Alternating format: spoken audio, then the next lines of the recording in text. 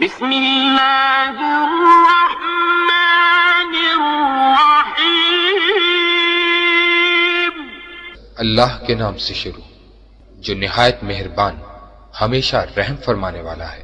اذا جاء نصر اللہ والفتح، جب اللہ کی مدد اور فتح آ پہنچے، ورأيت الناس يدخلون في دين الله أفواجا، اور آپ لوگوں کو دیکھ لیں کہ وہ اللہ کے دین میں جوک در جوک داخل ہو رہے ہیں، فسبح بحمد ربك واستغفره إنه كان توابا۔ تو آپ تشکراً اپنے رب کی حمد کے ساتھ تسبیح فرمائیں اور توازن اس سے استغفار کریں، بے شک وہ بڑا ہی توبہ قبول فرمانے والا اور مزید رحمت کے ساتھ رجوع الہی حمد سے عاجز ہے سارا جہاں تیرا، الہی حمد سے عاجز ہے سارا جہاں تیرا، جہاں والوں سے کیوں کر ہو سکے ذکر و بیان تیرا، زمین و آسمان کے ذرے ذرے میں تیرے جلوے، زمین و آسمان کے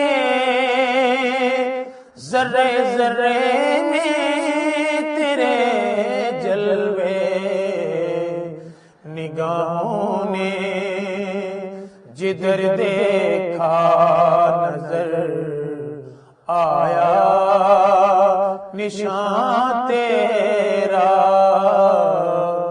نگاہوں نے جدھر دیکھا نظر آیا نشان تیرا، ٹھکانہ ہر جگہ سمجھتے ہیں تیرا جہاں والے،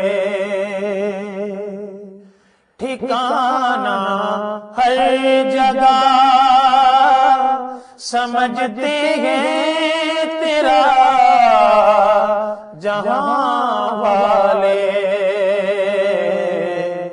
سمجھ میں آ نہیں سکتا ٹھکانہ ہے کہاں تیرا، سمجھ میں آ نہیں سکتا ٹھکانہ ہے کہاں تیرا، تیرا محبوب پیغمبر تیری عظمت سے واقف ہے،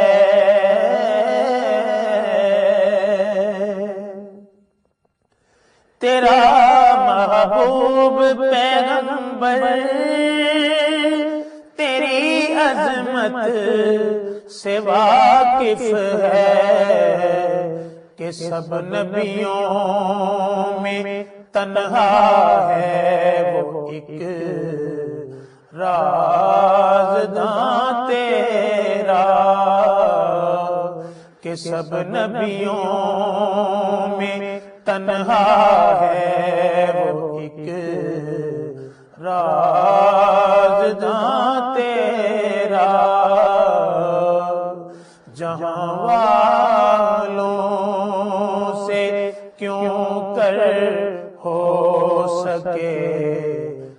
ذکر و بیان تیرا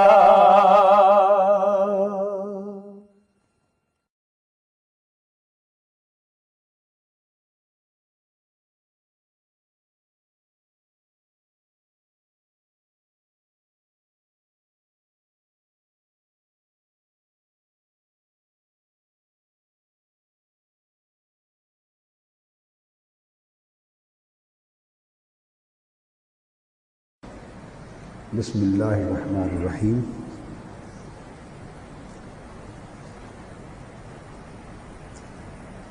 اس اعتکاف کے دوران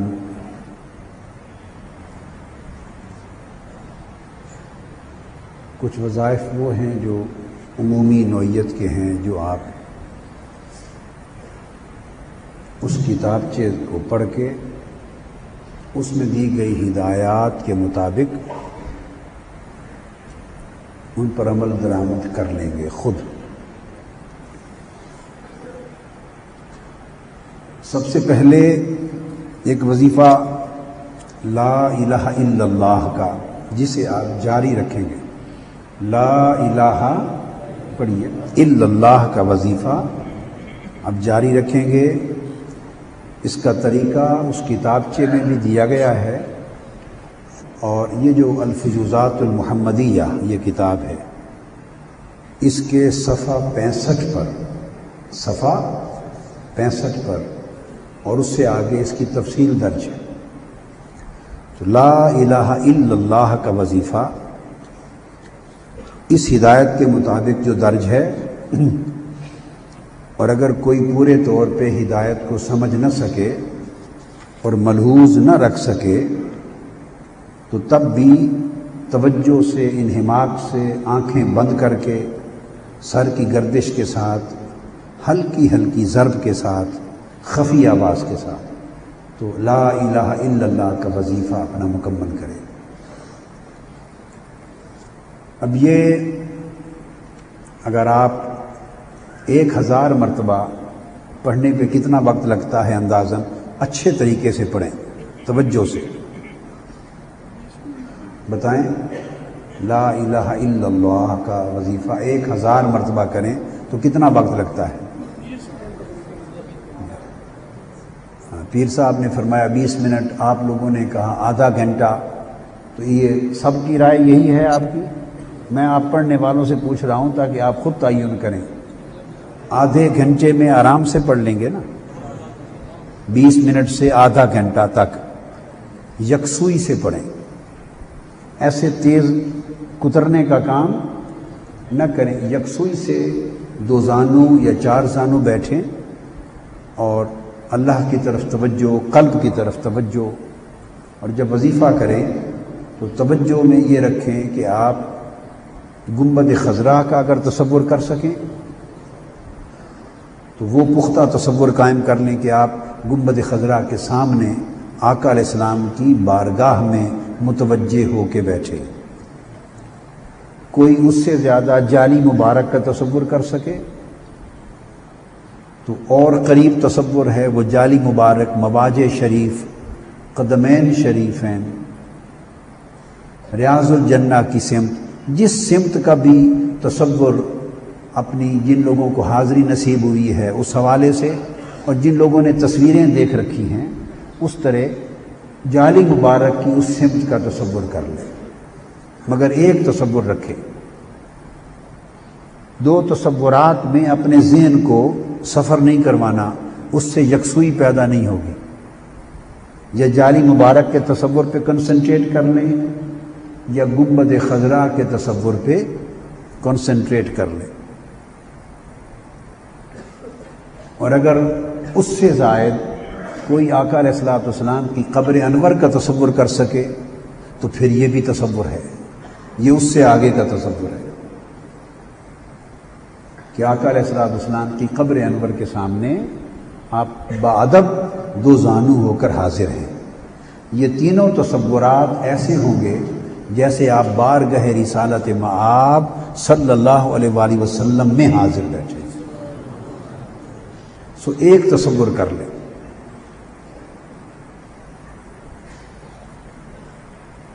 حضور نبی اکرم صلی اللہ علیہ وسلم اس تصور کی اہمیت بتا دوں.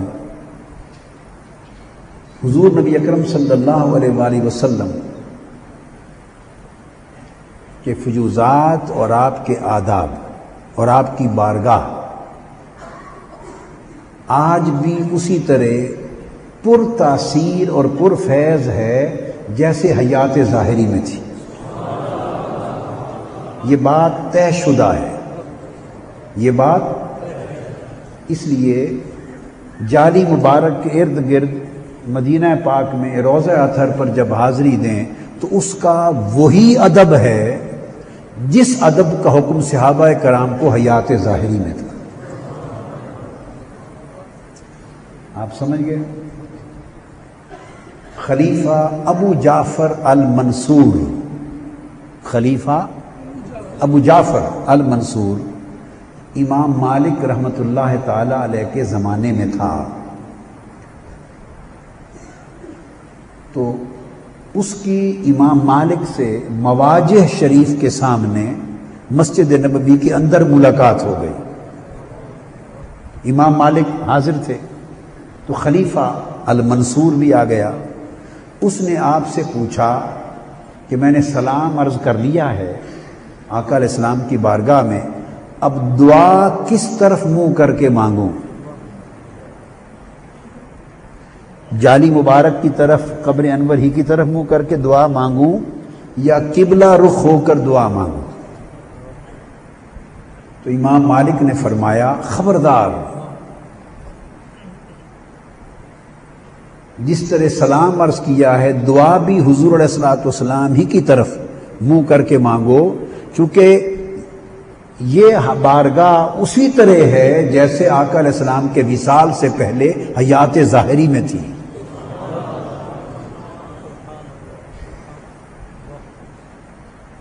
تو خلیفہ المنصور نے پوچھا کہ یہ ان کا ایک طویل گفتگو ہوئی، گفتگو طویل ہے مگر میں خلاصہ بتا رہا ہوں، صرف ایک نقطہ.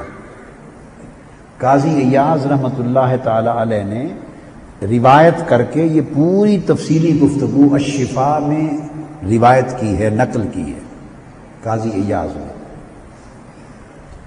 اس نے پوچھا دلیل کیا ہے؟ تو آپ نے فرمایا دلیل یہ ہے کہ اللہ کا حکم ہے قیامت تک ہر امتی کے لیے وَلَوْ أَنَّهُمْ إِذْ ظَلَمُوا أَنفُسَهُمْ جَاءُوكَ فَاسْتَغْفَرُوا اللَّهَ وَاسْتَغْفَرَ لَهُمُ الرَّسُولُ. اگر تم اپنی جانوں پر ظلم کر بیٹھے ہو تو بارگاہ مصطفیٰ صلی اللہ علیہ وآلہ وسلم میں آ جاؤ اور حضور کی بارگاہ میں جاؤ کا، حضور کی خدمت میں آ کر اللہ سے معافی مانگو. اس کا مطلب یہ ہوا کہ حضور کی طرف متوجہ ہو کر معافی مانگو، نہ کہ حضور کی طرف پشت کر کے اللہ سے معافی مانگو.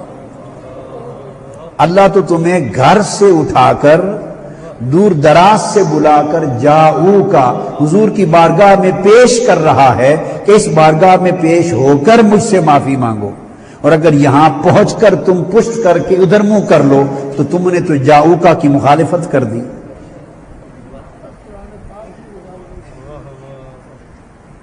اور پھر اللہ نے فرمایا وَاسْتَغْفَرَ لَهُمُ الرَّسُولُ. تو جب کسی کو درخواست کرتے ہیں یہاں اللہ سے معافی مانگی اور حضور سے درخواست کرنی ہے کہ حضور آپ میری سفارش فرما دیں. تو جب کسی کو سفارش کے لیے عرض کرتے ہیں تو ادھر پشت کر کے عرض کرتے ہیں کہ ادھر منہ کر کے عرض کرتے ہیں. کبھی ایسا بھی عرض کرتے ہیں کہ منہ ادھر سے ہٹا کے دوسری طرف کر لیا، ادھر پشت کر لی اور منہ ادھر کر کے تو پھر پشت کے پیچھے کہا میری سفارش کر دیں. کوئی ایسا کرتا ہے؟ یہ تو عام دربار میں، عدالتوں میں ایسا کوئی نہیں کرتا، تو دربار مصطفیٰ میں کیسا تصور ہو سکتا ہے؟ تو آقا کی طرف منہ کر کے توجہ کر کے عرض کرنا ہے آقا سفارش کر دیں. اور پھر اللہ کی شرط ہے وَاسْتَغْفَرَ لَهُمُ الرَّسُولُ، اور رسول ان کے لیے سفارش کر دے تب میں معاف کرتا ہوں. اب سمجھ گئے؟ یہ تو امام مالک نے بات کر دی. اس پر میں ایک بات کا اضافہ کرتا ہوں سمجھانے کے لیے، اس پر اس نقطے کو مزید سمجھانے کے لیے ایک بات کا اضافہ کرتا ہوں، یہ اس روایت میں نہیں ہے نہ اس مکالمے میں ہے، میں اس کی مزید توضیح کر رہا ہوں، اور وہ یہ ادھر منہ کرنا اور ادھر منہ کرنا، اللہ سے دعا اور حضور سے درخواست سفارش کی، دو باتوں میں فرق یہ ہے کہ وہ خالق ہے، وہ ہر طرف ہے، وہ خالق ہے، اینما تولو فثم وجہ اللہ۔ نماز نہیں ہے، نماز کے لیے حکم ہے کہ منہ ادھر کرنا ہے، دوران نماز کے لیے حکم ہے کہ منہ، اور یہ بھی یاد رکھ لیں اگر کسی کو خیال ہو کہ پھر نماز کے لیے ہم ادھر منہ کرتے ہیں تو سمجھ لیں ذہن میں کہ نماز کے وقت بھی ہم اللہ کی طرف منہ نہیں کرتے، جو یہ سمجھتا ہے وہ جاہل ہے، اللہ کی تو سمت ہی کوئی نہیں، ہم کعبے کی طرف منہ کرتے ہیں، اللہ تو بے جہت ہے۔ اور آپ نماز کی نیت کیا کرتے ہیں؟ بولیے بولیے، کیا نیت یہ ہے کہ منہ اللہ تعالی کی طرف؟ بولیے، متوجہن الی اللہ یا متوجہن الی جہت اللہ، اللہ کی سمت کی طرف منہ کرتا ہوں، کیا یہ نیت ہے؟ اور کیا ہے؟ متوجہن الی جہت الکعبۃ الشریفہ، کہ میں کعبہ اللہ کی سمت منہ کرتا ہوں۔ آپ اپنی جو بچپن میں جو مسجد کے امام صاحب نے نیت یاد کرائی ہوئی ہے وہ کیا؟ منہ کعبہ شریف کی طرف، منہ طرف کعبہ شریف دے، کیا نیت یاد کی ہوئی ہے؟ منہ طرف ہے۔ اس پوری کائنات میں کوئی مسلمان جو نیت میں یہ کرے کہ منہ طرف اللہ تعالیٰ دے، ہے کوئی یہ کہتا؟ اب آپ سمجھ گئے نا، کہتے ہیں منہ طرف کعبہ شریف دے، تو پتہ چلا کہ نماز میں بھی جب آپ منہ ادھر کرتے ہیں تو وہ بھی اللہ کی طرف نہیں ہوتا، کیونکہ اللہ کی تو طرف ہی کوئی نہیں، اللہ کو مشرق مغرب شمال جنوب میں تھوڑا بیٹھا ہوا ہے۔ قل للہ المشرق والمغرب، مشرق بھی اللہ نے کہا میرا ہے، مغرب بھی میرا ہے، چلو، تو اللہ کی تو سمت ہی کوئی نہیں، اور ہر سمت اللہ کی ہے۔ لہذا نماز کے لیے حکم تھا کعبے کی طرف منہ کرنا، جب نماز سے فارغ ہوئے تو جدھر بھی منہ کرو حکم ہے اینما تولو فثم وجہ اللہ، جدھر منہ کر لو ادھر ہی اللہ ہے۔ تو اللہ سے دعا کرنے کا کیس تو ہو گیا کلیئر کہ اس سے دعا کرنے کے لیے تو نہ آپ کو کعبے کی طرف منہ کرنے کی ضرورت نہ کسی اور طرف، جدھر بھی منہ کر کے دعا کرو وہ سمت اللہ کی ہے۔ تو ادھر منہ کیا یا جالی مبارک کی طرف کیا تو اللہ کی دعا کے لیے تو سمت ہو گئی برابر، رہ گئے حضور کی ذات اقدس۔ تو قبر انور آقا ادھر لیٹے ہوئے ہیں یا ادھر لیٹے ہوئے ہیں؟ حضور تو اس طرف لیٹے ہوئے ہیں، آرام فرمائیں، تو جب آقا کی بارگاہ میں حاضر ہو تو جدھر آقا آرام فرمائیں ادھر ہی توجہ کریں گے نا۔ تو یہ جو وَلَوْ أَنَّهُمْ إِذ ظَّلَمُوا أَنفُسَهُمْ جَاءُوكَ، اس میں توجہ ہے، اس میں تو جو لوگ وہاں پہنچ چکے ہوں ان کی توجہ ظاہری آنکھ سے ہے، جو یہاں بیٹھے ہیں دور ان کی توجہ تصور کی آنکھ سے ہے، ان کی توجہ بولیے تصور کی آنکھ سے ہے، جیسے ہم کعبے کی طرف تصور کرتے ہیں، دھیان کرتے ہیں نا، تو لہذا حضور علیہ الصلوۃ والسلام کا تصور کرتے ہیں۔ اب یہ بات ذہن میں رکھ لیں کہ میں نے کہا تصور قبر انور کا کر لیں یا جالی مبارک کا کر لیں یا گنبد خضرا کا کر لیں، ایک ہی ہے، اس لیے کہ حکم شریعت ہے اور ائمہ نے حکم دیا ہے کہ کسی شخص کو یہ اجازت نہیں کہنے کی کہ میں قبر رسول کی زیارت کی ہے یا قبر رسول کی زیارت کو جا رہا ہوں، نہ، جس بزرگ کے مزار پہ جائیں آپ کہتے ہیں کہ میں حضور غوث پاک کے مزار پر گیا ہوں، میں حضور داتا گنج بخش کے مزار پر حاضری دی ہے، جہاں جائیں مزار کا نام لیتے ہیں۔ صرف قبر انور حضور علیہ السلام کی ایک پوری کائنات میں مستثنا ہے کہ آپ یہ نہیں کہہ سکتے کہ حضور کی قبر کی زیارت کر رہا ہوں، ہوتی قبر انور ہے مگر شریعت کا حکم ہے، کہتے ہیں زیارت النبی کر رہا ہوں، حضور کی زیارت کر رہا ہوں، کیا کہتے ہیں؟ حکم یہ ہے حضور کی زیارت کر رہا ہوں. تو جو اکابر ائمہ تھے اگر کوئی یہ کہہ دیتا کہ میں حضور کی قبر انور کی زیارت کے لیے گیا تھا تو غضبناک ہو جاتے. وہ اس لیے فرماتے کہ وہ کوئی مرحومین میں شامل ہیں، وہ تو حیات ہیں. تو قبر حضور کے لیٹنے کے لیے ہے، ہمارا نام لینے کے لیے نہیں ہے، ہمارے نام لینے کے لیے نہیں ہے. وہ تو حضور کا بیڈ ہے، بستر ہے آقا کا جس پر آرام فرما رہے ہیں. قبر انور تو حضور کا بستر ہے، آرام فرما رہے ہیں.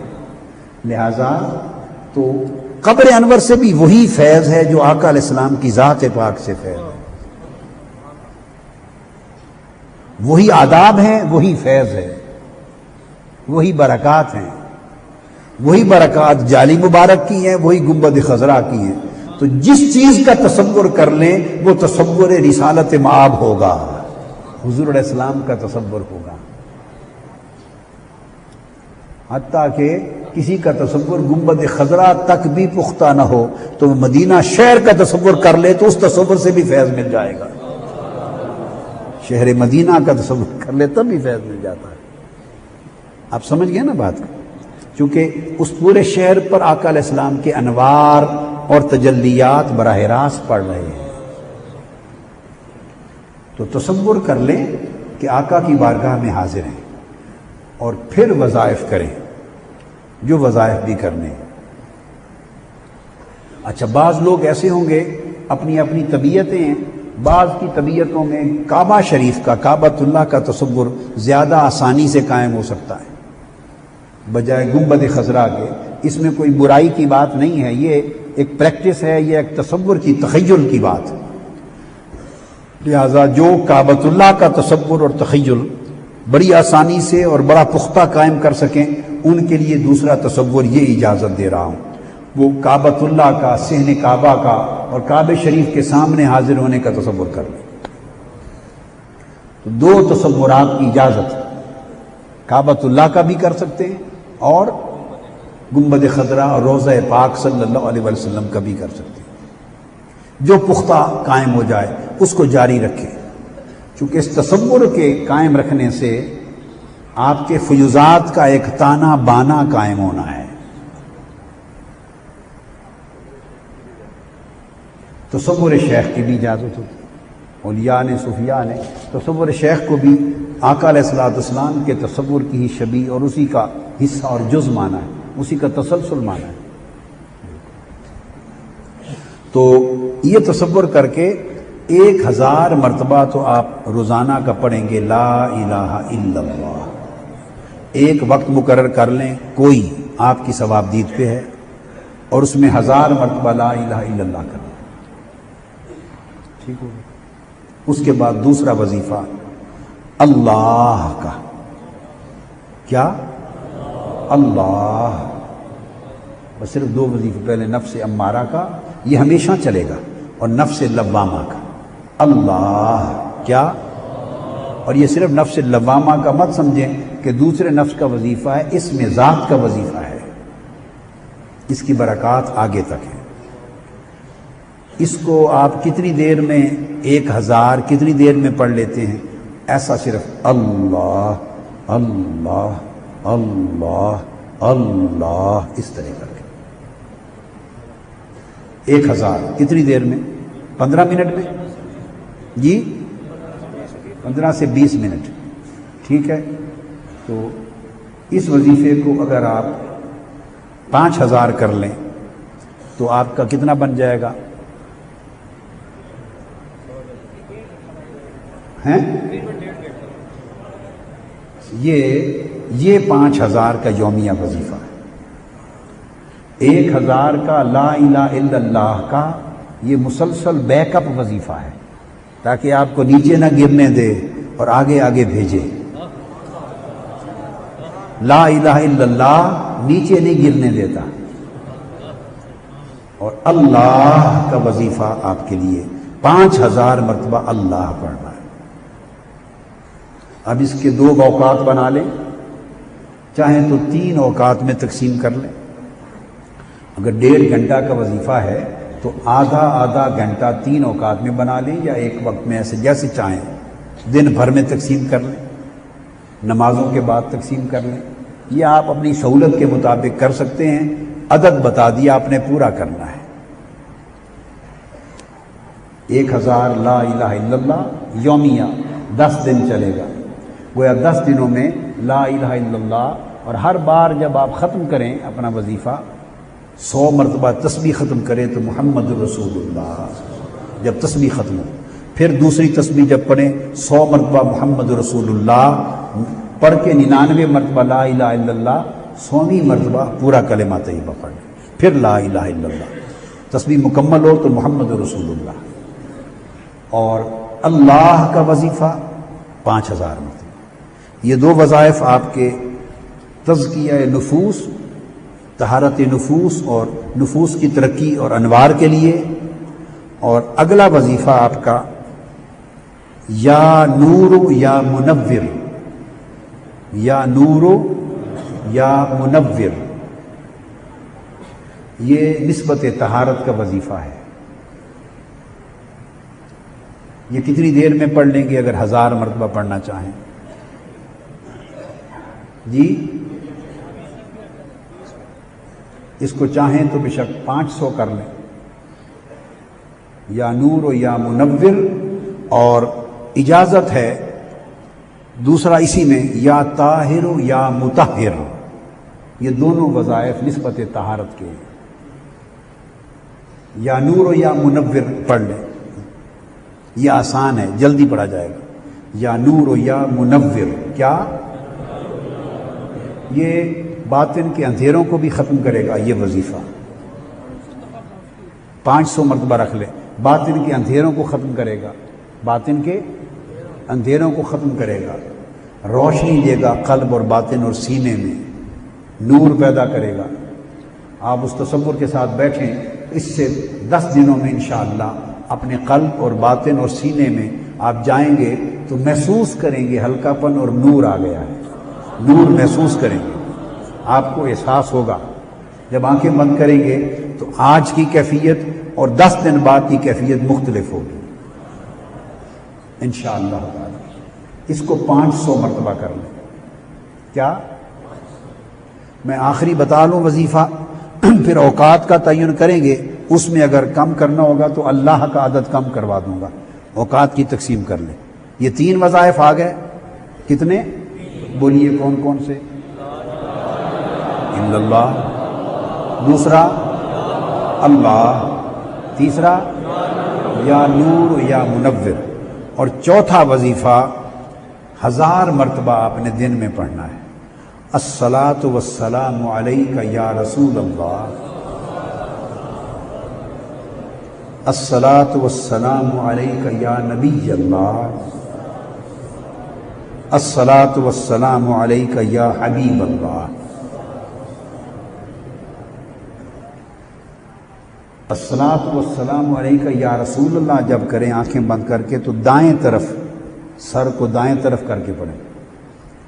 جب الصلاۃ والسلام علیک یا نبی اللہ پڑھیں تو سر کو بائیں طرف کریں، اور الصلاۃ والسلام علیک یا حبیب اللہ جب یہ پڑھیں تو دل کی طرف اپنا دھیان کریں، دائیں کندھا بایاں کندھا بالکل ادھر نہیں لے جانا، بس تھوڑا سا دائیں جانب بائیں جانب، اور الصلاۃ والسلام علیک یا حبیب اللہ یہ دل کی طرف توجہ کر کے۔ تو 3 جملے ہوئے نا صلاۃ والسلام کے، اس پورے 3 جملوں کو ایک وظیفہ سمجھیں۔ 3 مرتبہ صلاۃ والسلام کیا نا، ایک وظیفہ ہے۔ اس کو اگر 1000 بار پڑھیں تو اندازہ کیا ہے آپ کتنے ٹائم میں پڑھ لیں گے؟ اس پر ہم سارے اوورآل تقسیم کر لیں گے۔ تینوں کو اکٹھا پڑھا ملا کر تو 1 بار ہو گیا، تو اس طرح پھر تینوں کو ملا کے پڑھا 2 بار ہو گیا، تو ٹوٹل 1000 مرتبہ جب وظیفہ کیا تو گویا 3 جملے مجموعی طور پہ 3000 ہو گئے۔ شاید گھنٹہ لگ جائے یا اس سے تھوڑا زیادہ، آرام سے۔ بس یہ وظائف ہیں جو میں دے رہا ہوں، اس میں آپ اگر چاہیں وقت کی تقسیم میں تو میں آپ کو اجازت دیتا ہوں کہ اللہ کا وظیفہ اس کو 3000 سے لے کر 5000 تک اجازت ہے، جتنی کوئی آسانی سے ایڈجسٹمنٹ کر لے اوقات کی۔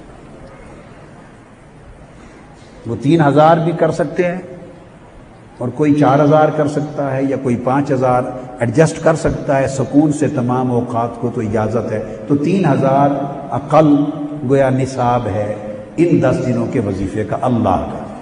تو 1000 ہو گیا لا الہ الا اللہ، 3000 کم از کم یومیہ ہو گیا اللہ، اور یا نور یا منور ہو گیا 500 مرتبہ کیا، اور 1000 مرتبہ ہوا صلاۃ والسلام، جو 3 جملوں پر مشتمل ہے۔ دراصل یہ 3000 بن جائے گا، سمجھ گئے آپ؟ اب آپ اپنی سہولت کے مطابق انفرادی اوقات اپنے آج مقرر کر لیں، چونکہ اس کو آپ نے مکمل کرنا ہے۔ یہ وظائف ہیں۔ رات کو سونے سے پہلے 11 مرتبہ الحمد شریف اور 11 مرتبہ سورہ فاتحہ اور سورہ ملک، سورۃ الملک، یہ رات کو سونے سے پہلے پڑھنی ہے۔ تو طریقہ یہ کہ پہلے سورۃ الملک کی تلاوت کر لی، سورہ ملک 29واں پارہ جہاں شروع ہوتا ہے، اور اس کے بعد پھر 11 بار الحمد شریف اور 11 بار سورہ فاتحہ، یہ وظیفہ سورہ اخلاص قل ہو اللہ، یہ پڑھ کے آقا علیہ الصلوۃ والسلام کی بارگاہ اقدس میں آپ کے ملک کرنا ہے، آپ کی روح پاک کو، ازواج مطہرات کو، اہل بیت اطہار کو، جمیع صحابہ کرام خلفائے راشدین کو، اور پھر اولیاء اللہ حضور غوث پاک رضی اللہ، امام اعظم کو حضور غوث پاک رضی اللہ تعالیٰ عنہ، اور سلسلہ چشتیہ، سہروردیہ، نقشبندیہ، اکابر مشائخ اور حضور داتا گنج بخش علی حجویری، ان کے، اور پھر جس سلسلے میں آپ کے مشائخ بزرگ ہیں، شیخ طریقت ہیں، ان سلسلے کے بزرگوں کو اجمالاً، والدین اگر مرحوم ہیں یا بزرگ ہیں ان کو اجمالاً، اور حضور قدوۃ الاولیاء کو، اور اپنے اعزاء اقارب جو بھی فوت ہوئے، اور حضور علیہ السلام کی جمیع امت کو دعا میں یہ پھر شامل کر لیں سب کو۔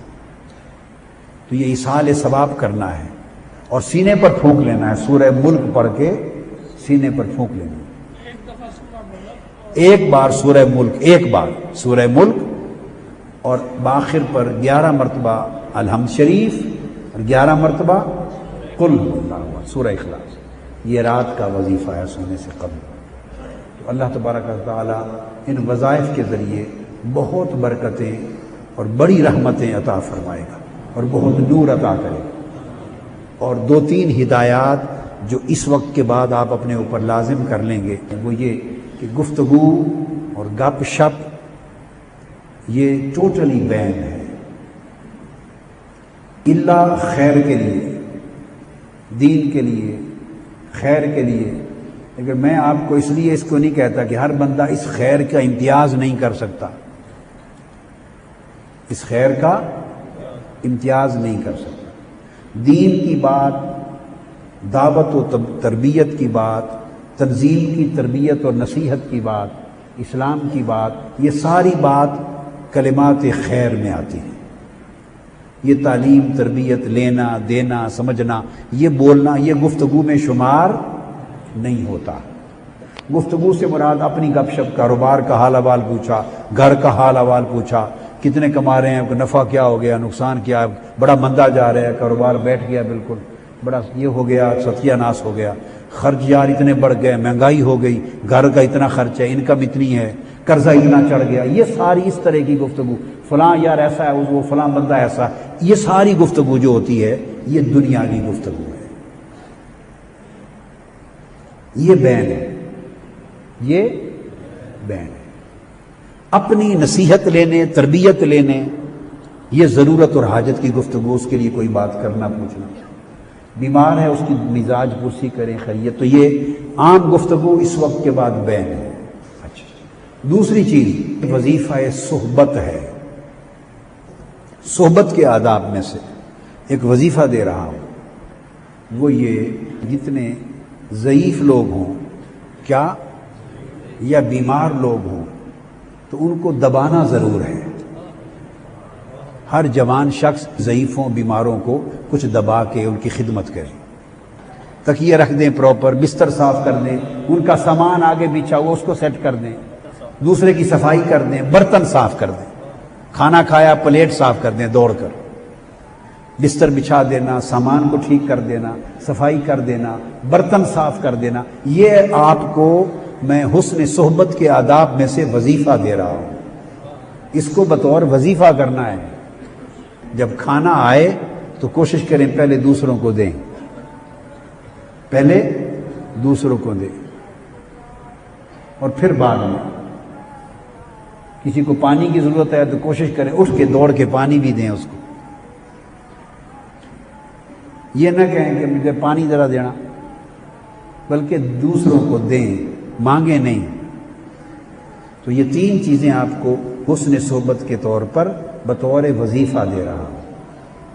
رہنا چپ ہے، خدمت کرنی ہے، تو گویا صحبت، خدمت و صحبت کیا یہ وظیفہ ہے 10 دن کا. ان وظائف کے علاوہ اور خاموشی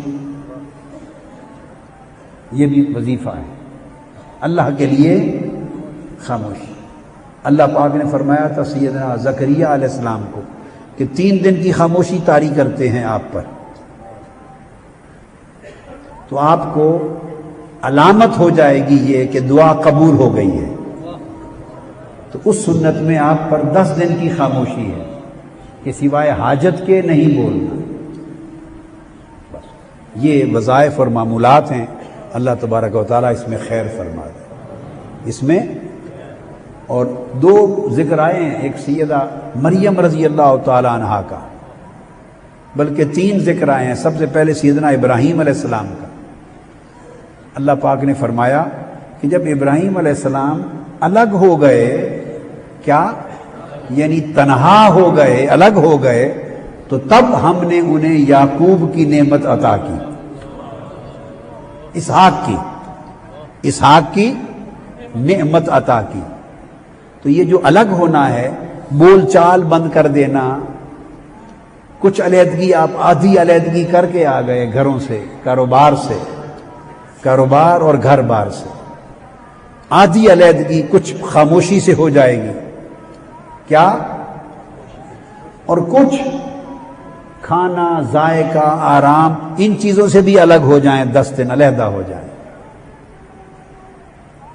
اچھا ذائقہ ہے کھانے کا، برا ذائقہ ہے، تھوڑا ملا ہے، زیادہ ملا ہے، وقت پر ملا ہے، نہیں ملا، آرام کا ٹائم ملا ہے، نہیں ملا. یہ جو چیزیں انسان کا جسم مانگتا ہے 10 دن کے لیے، ان سے الگ ہو جائیں. جسم سے کہیں لو بابا تو نے ہمیں بڑا تباہ کر لیا، ہلاک کر لیا، یہ چیزیں تو رکھ، میں 10 دن کے لیے تجھ سے جدا ہوتا ہوں. کیا، اے جسم تیری خواہشوں سے 10 دن کے لیے خدا حافظ، میں ذرا الگ ہوتا ہوں. تو فرمایا ابراہیم الگ ہوئے تو نعمت اسحاق ملی. سیدنا زکریا علیہ السلام چپ ہوئے تو نعمت یحییٰ علیہ السلام ملی. خاموشی ہوئی، کیا تھی خاموشی؟ یعنی لوگوں سے کلام سے الگ ہو گئے، لوگوں سے کلام گفتگو کرنے سے الگ ہو گئے، تو حضرت یحییٰ کی نعمت ملی. اور حضرت سیدہ مریم رضی اللہ تعالی عنہا، ان کا بھی کہ پردہ ڈال لیا اور گھر والوں سے الگ ہو گئیں، لا تعلق ہو گئی، تو عیسیٰ علیہ السلام کی نعمت ملی. گھر میں بھی تو مل سکتی تھی نا، گھر میں جبرائیل علیہ السلام نے دم ہی کرنا تھا نا، تو مل سکتی تھی، مگر نہیں. فرمایا ان سے الگ ہو جاؤ. ہمارا طریقہ ہے کچھ لینے کے لیے کچھ چھوڑنا پڑتا ہے، کچھ لینے کے لیے اور کسی سے ملنے کے لیے کسی سے الگ ہونا پڑتا ہے. ہاں، کسی سے ملنے کے لیے کسی سے الگ ہونا پڑتا ہے، اور کسی کو پانے کے لیے کچھ کھونا پڑتا ہے. آپ سمجھ گئے نا؟ تو میں نے ایک جملہ بولا، الگ ہو جاؤ. بس اس کا بڑا وسیع معنی ہے. ہاں یہ بڑا وسیع معنی ہے. کیا یہ کہتے ہیں عرفاء بیان کرتے ہیں کہ فصل کرو تاکہ وصل ملے. فصل کا مطلب ہے علیحدگی کرو. کیا علیحدگی کرو تاکہ ملاقات ملے. آپ سمجھے نا بات کو. تو یہ 10 دن اس طرح ہوں کہ جیسے آپ پہلے کاروبار سے الگ ہوئے, گھر بار سے الگ ہوئے, اور یہاں آ کے اپنے آپ سے الگ ہو جائیں. 10 دن کس سے الگ رہیں؟ اب گھر دیکھو نا, بیوی بچوں سے تو الگ ہو کے آ ہی گئے ہیں, دکان کاروبار جاب سے تو الگ ہو کے پہلے ہی آ گئے ہیں. اب ان 10 دنوں میں مزید کس سے الگ ہونا ہے؟ اسی کا نام اعتکاف ہے. اسی کا نام اعتکاف ہے. الگ ہو کر بیٹھ گیا, علیحدہ ہو گیا. تو کس سے الگ ہونا ہے ان 10 دنوں میں؟ اپنے آپ سے الگ ہونا ہے. کیا کہا میں نے؟ اپنے آپ سے الگ ہو جائے بس. تو 10 دن یہ کیفیت رکھنی ہے پوری مضبوطی سے. پہلا دن اچھا چلے گا آپ کا, دوسرا دن جوں آہستہ آہستہ عادی ہوں گے تو من پاپی ہے, پھر وہ پابندیاں کمزور کرانے کی کوشش کرے گا. نہیں, ری انفورس کرنی ہے روزانہ. آپ کا لیول جو پہلے دن کا ہو وہ 10ویں دن تک بھی کم نہ ہونے پائے. بس یہ وظائف ہیں, یہ معمولات ہیں, یہ ہدایات ہیں. اللہ تعالیٰ حضور علیہ السلام کے صدقے کرم فرمائے اور آپ کی جوڑیاں انشاءاللہ بھر بھر کے بھیجے. وما علینا الا البلاغ.